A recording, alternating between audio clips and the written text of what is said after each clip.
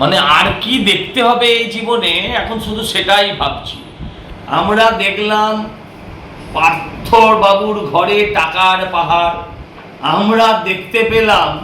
আর কি কি দেখবো? তারপরে দেখলাম কাউন্সিলরদের পাটের খেতে টাকা পুঁতে রাখা। আজকে দেখলাম তৃণমূলের ছাত্র নেতারা, যদিও তাদের বেশিরভাগের বয়স 60-এর বেশি, তারা ইউনিয়ন রুমে আলমারির ভেতর লাখ লাখ টাকা, এবং সেই টাকাও উইয়ে খেয়েছে। ভাবতে পারেন কত টাকা থাকলে পরে টাকা উইতে খায়।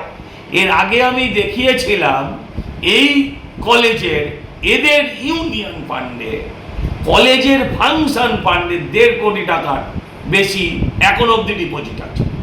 আর এখন দেখা যাচ্ছে লাখ লাখ টাকা উই খাওয়া, এবং এই সমস্ত টাকা জনতার, এদের গরিবের টাকা, ছেলেদেরকে ভর্তির টাকা। যেখানে যেমন চাকরি দুর্নীতি দেখেছেন, টাকা নিয়ে চাকরি হয়েছে, ঠিক সেরকমভাবে এই সমস্ত কলেজগুলোতে লাখ লাখ টাকার বিনিময়ে, লাখ টাকা কম বললাম, কোটি টাকার বিনিময়ে এই সমস্ত কলেজগুলোতে এরা ভর্তি বিক্রি করেছে। আর এদের সঙ্গে মাথা থেকে পা অবধি যুক্ত। এদের কোনোদিন পুলিশ টাচ অবধি করেনি। এদের জন্য, এদের টাকা নিয়ে ভর্তির কারণে একটি মেয়ে সুইসাইড করেছে। এদের বিরুদ্ধে এর থেকে অনেক গুরুতর অভিযোগ আছে।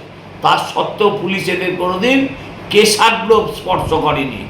এদেরকে সারা জীবন জেল কাটালেও বাংলার মানুষের রাগ যাবে না। তাই বলছি যে এদেরকে ইমিডিয়েট গ্রেফতার করা হোক।